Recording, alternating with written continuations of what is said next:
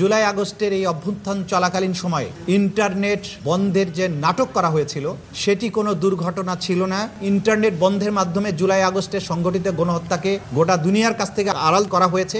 প্রধান যে নিউক্লিয়াস শেখ হাসিনা তার নির্দেশে, তার পরবর্তী কমান্ডার জুনায়েদ আহমদ পলকের পরবর্তী নির্দেশে এই ইন্টারনেট প্রোভাইডার যারা আছে, বিটিসিএল আছে এবং বাংলাদেশ সাবমেরিন কেবলস পিএলসি, এরাও চিঠি দিয়ে জানিয়েছে যে তারা কার কার নির্দেশে এটা বন্ধ করেছে। গতকালকে একজন আসামিকে আমরা জিজ্ঞাসাবাদ করেছি, সাবেক আইসিটি প্রতিমন্ত্রী জুনায়েদ আহমদ পলক। সে অনেক তথ্য আমাদেরকে দিয়েছে যেগুলোর ব্যাপারে আমরা তার নিজের কাছ থেকে যেমন পেয়েছি, পাশাপাশি অন্যান্য সোর্স থেকেও যেটা পেয়েছি, যে জুলাই আগস্টের এই অভ্যুত্থান চলাকালীন সময়ে ইন্টারনেট বন্ধের যে নাটক করা হয়েছিল সেটি কোনো দুর্ঘটনা ছিল না। খায়ের টাওয়ার বা কোন টাওয়ারে আগুন লেগেছে এগুলোর কোনো ব্যাপারই ছিল না।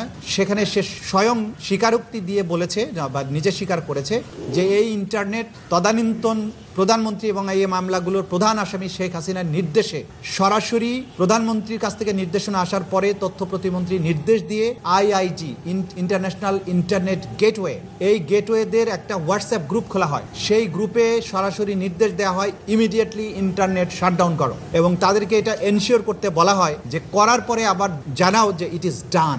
এই তথ্যগুলো আমরা বিভিন্ন সোর্স থেকে পেয়েছি, সেগুলো যাচাই বাছাইয়ের জন্য সেই সংশ্লিষ্ট আসামিকে আমরা জিজ্ঞাসাবাদ করেছি, তিনি এটা সত্যায়ন করেছেন। সুতরাং ইন্টারনেট বন্ধের মাধ্যমে জুলাই আগস্টের সংগঠিত গণহত্যাকে গোটা দুনিয়ার কাছ থেকে আড়াল করা হয়েছে, এবং এটার ব্যাপারে যে মিথ্যা অজুহাত দেওয়া হয়েছে যে ইন্টারনেট কেবল লাইন পুড়ে গিয়েছিল, এটা হয়েছিল সেটা হয়েছিল, সর্বৈবভাবে মিথ্যা।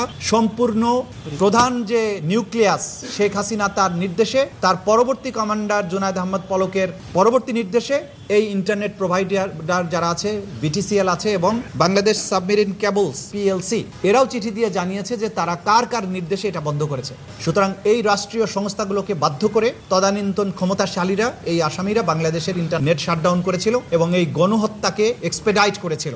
আমাদের আজকে 4টা অ্যাপ্লিকেশন ছিল আমাদের দিক থেকে, সেটা 3 জন আসামি, আব্দুল আল মামুন, শহীদুল ইসলাম এবং আব্দুল্লাহ আল কাফি, এদেরকে আমরা তদন্ত সংস্থার কাছে জিজ্ঞাসাবাদের জন্য আমরা সময় চেয়েছি। আগামী 26, 29 এবং 30 এই 3 দিন আলাদা আলাদাভাবে প্রত্যেককে জিজ্ঞাসাবাদ করা হবে। এই জিজ্ঞাসাবাদের প্রধান উদ্দেশ্য হচ্ছে তাদের কাছে সংরক্ষিত যে সমস্ত তথ্যাদি আছে এবং তাদের ব্যাপারে তদন্ত সংস্থা যে সমস্ত তথ্যাদি পেয়েছে সেগুলো যাচাই করা, সেগুলোর ব্যাপারে তাদের বক্তব্য গ্রহণ, তাদের মোবাইল ফোনগুলো চেক করা, মোবাইল ফোনের মধ্যে সেগুলো ফরেন্সিক করা, সেগুলোর জন্য সেগুলোকে চাওয়া।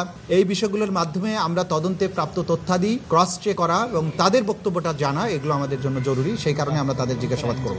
এবং আপনারা জানেন যে এই জিজ্ঞাসাবাদের এই প্রক্রিয়াটা আমরা যে করছি সেটা গতানুগতিক কোনো পুলিশ রিমান্ডের মতো নয়। সেখানে একটা স্বচ্ছ কাচের দেয়ালের পেছনে বসে আমাদের তদন্তকারীরা তাদের সাথে কথা বলেন এবং কাচের দেয়ালের বাইরে তার আইনজীবী বসে সবকিছু দেখেন। তাকে কোনো শক্তি প্রদর্শন, ভয় ভীতি প্রদর্শন, এগুলোর কোনো সুযোগ এখানে নেই। সম্পূর্ণ আন্তর্জাতিক স্ট্যান্ডার্ড মেনটেন করেই তাকে জিজ্ঞাসাবাদ করা হয়।